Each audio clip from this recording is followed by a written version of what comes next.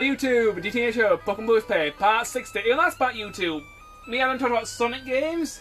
In this part, we're going to talk about Final Fantasy a bit and also explore more of the Silph Corporation. And also, just a quick bit of advertising. I've started my Let's Play, so Lucifer Seraph, get your ass over there. If you're watching, well, you are watching YouTube. Dbtgamer's channel, listed subscriptions, Lucifer Seraph. You'll recognise me.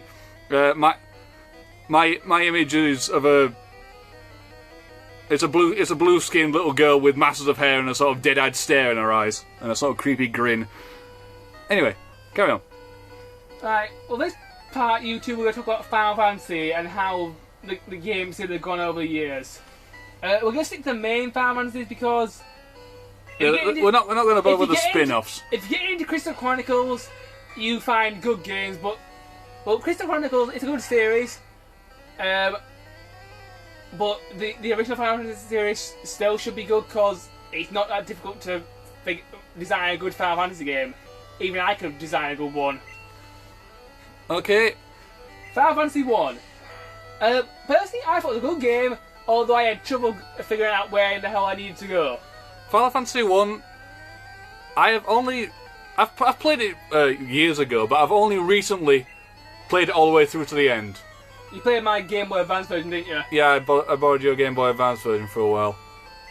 I have to say, the story was somewhat complicated, but...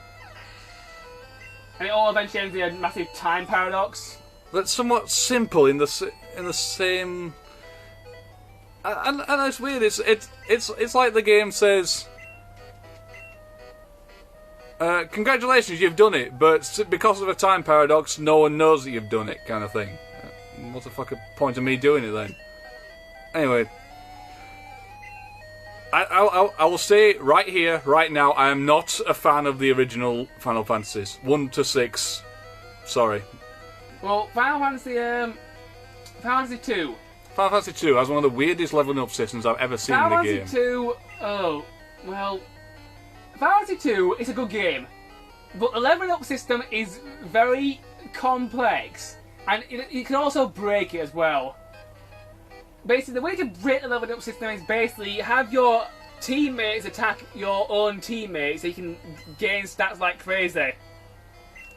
Oh. You know, once you learn this trick, you can gain stats very easily. Final Fantasy 3, never played it because Final Fantasy 3 it was never released in this country. It was never released in this country until the DS came along. Until the DS. Final Fantasy 3 for the DS is fantastic. It's one of the best RPGs I've ever played. You need to play this game. But if you don't like the job system, you might sort of be annoyed about it a little bit. I was sick, physically sick of the job system in Final Fantasy 11. I don't want anything to do with it. If you can't figure out what your character does, don't make games, or at least don't fucking write stories. That's one of the things I hate about X2, but we'll get to that later. Final Fantasy 4, also known as Final Fantasy 2, has one of my alt. It has the first Dragoon, first ever Dragoon, and my personal favourite. To you too. The second Dragoon. Where's the first one? In Final Fantasy 3... Never released in this country, don't care, just shut up. Never released in this country, don't care, shut up. That was a remake. That is a remake you are talking about. The original Final Fantasy 3 was never released in this country. Emulated. It is... And Japanese... It'd be in Japanese. Yeah, but you can... That's a Japanese patch, which makes it into English. Well, anyway, the first Dragoon we ever saw. Kane Highwind. He is awesome incarnate. He had just the ultra cool purple spiky dragon faced armor. He holds a lance, which is quite literally a sword on a fucking stick. And he's actually he's a knife on a stick. In some ways. It can be anything on a stick. It's a very small point to use like a knife on a stick. That's the beauty of the lance. It can be a large spike. It can be a sword. It can be an axe. It can be a fork. A fork is a trident, mate. So? It's only called a trident because when you stab something with it, it leaves 3 dents. Trident. Yes, that's my excuse, and I'm sticking with it. I know it's not really why it's called a trident, but fuck it. Okay, then. That's my sort of insane West Yorkshire logic. Yeah, Final Fantasy IV, I admit, was a good game. There's only one flaw with it. When you get to the moon, the final dungeon is basically. You need to level up like mad. The final dungeon is basically below you.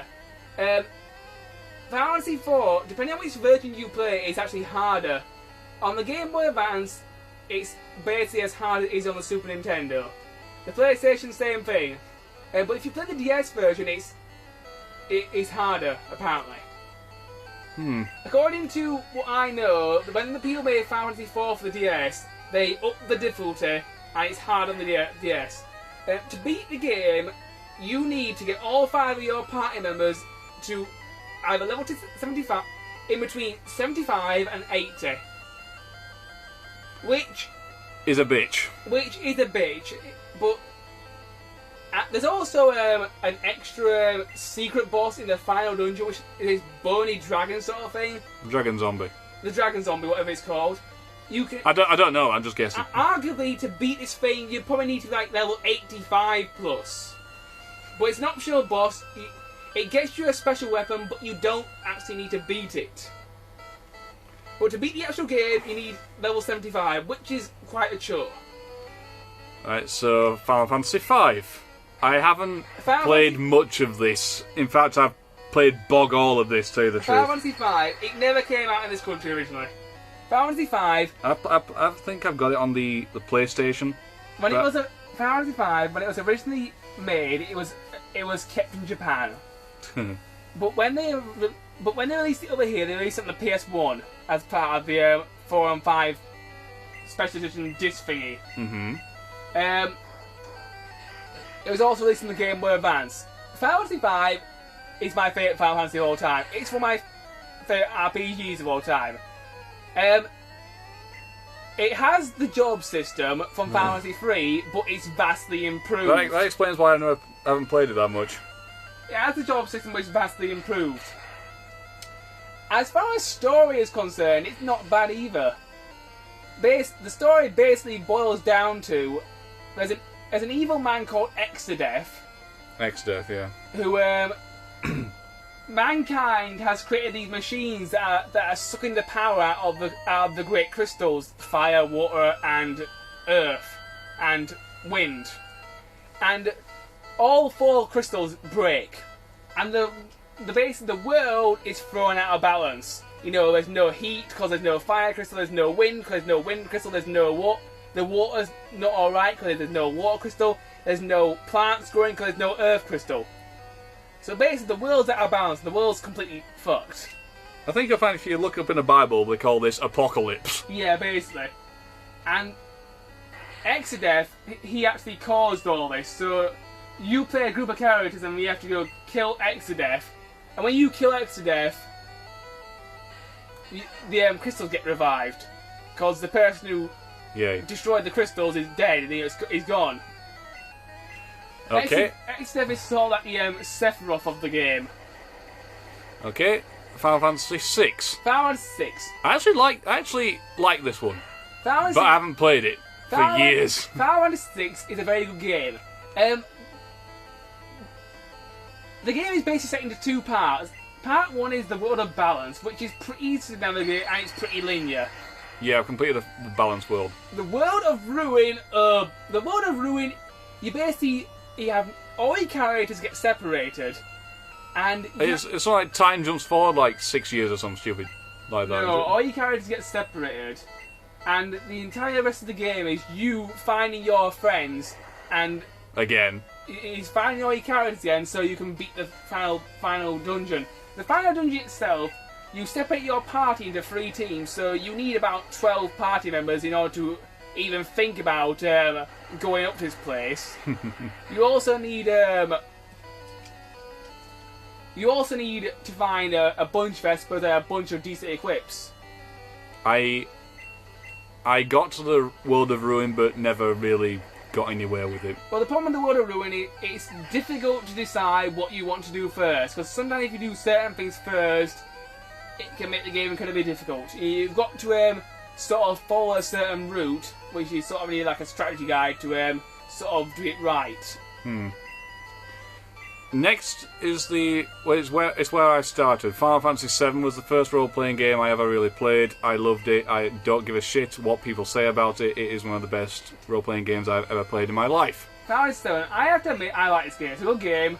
But it's not the best. Final Fantasy VII is a good game, but it's overrated as shit. Oh yes. Final Fantasy VII has too many fanboys and dudes. It's not the greatest game of all time, and you need to learn this.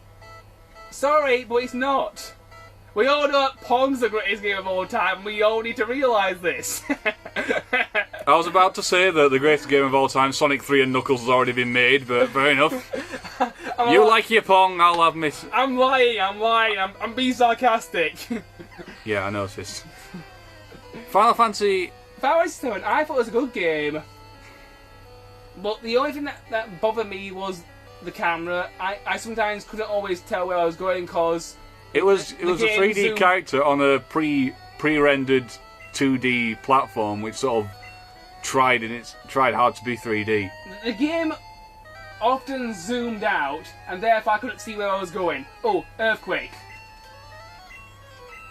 Earthquake, very good move, definitely well worth learning. Just realised, I don't think we're going to have time to talk about the rest of the Final Fantasies. For Earthquake, I'm going to forget Self-Destruct. Good.